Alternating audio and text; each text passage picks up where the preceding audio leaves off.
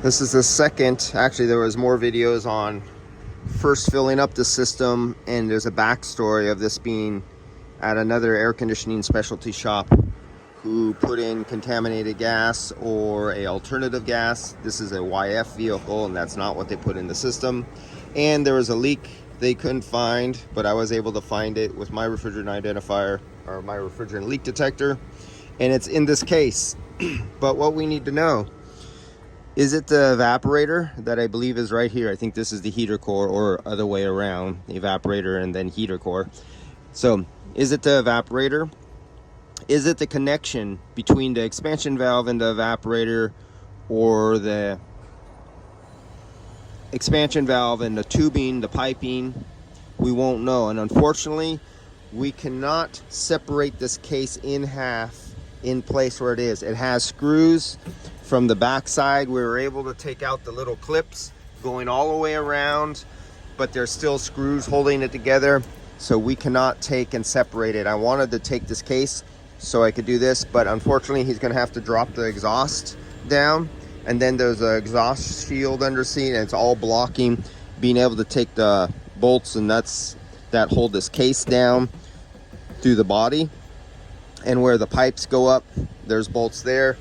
Then he can separate the case, and then I could go in and hopefully, I let this vehicle run. When I left, I told him leave it run for a few hours, and hopefully the UV dye has came out at the point inside the case so I could find it with UV dye, because once I disconnect it, I won't be hooked up to the system anymore under pressure with refrigerant, so the leak detector won't work.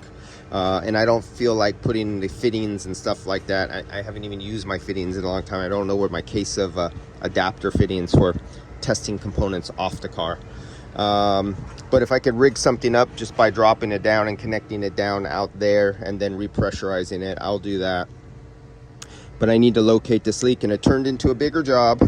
So already it was $778 between me coming out here, diagnosing that it had contaminated gas, charge for recovering contaminated gas, then filling up the system entirely to make sure the compressor was still okay, and that all the operation of all the components and valves and switches and blend air doors, everything worked.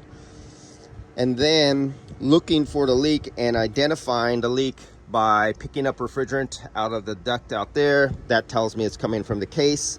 Then the vehicle sat overnight with refrigerant in it. It's a really slow leak. And then when you've seen in my video just prior to this, as soon as I stuck my refrigerant analyzer, my refrigerant leak detector, as soon as I stuck it up in there, we were going up in really fast, up to like 35 parts per million. So I knew it was down inside here. So now all together. So basically I'm recovering the refrigerant back out so he can drop the exhaust and disconnect everything from underneath the case, from underneath the car, then separate the case, then split the case in half for me. Then I got to come back and pinpoint the leak. Then either, depending on the manufacturer, sometimes you could buy just the evaporator coil if it's a leaky evaporator coil.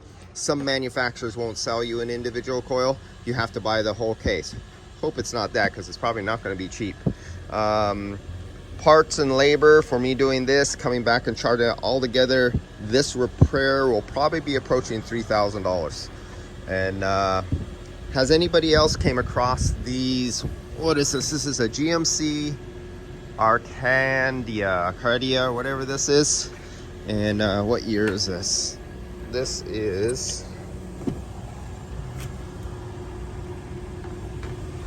2017, and it doesn't want to focus.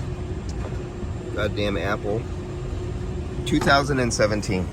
So if anyone knows this to be some sort of pattern problem, I'll leave it down in the comments and let me know. Or am I the first one to come across this? All right, guys, I'll see you later. And yeah, the once used to be last air conditioning shop on the face of the earth in my general location here in the San Francisco Bay Area is now nothing more than a hack and slash shop. And that's it. And if you guys don't own good tools, you're not going to find the problems. See you.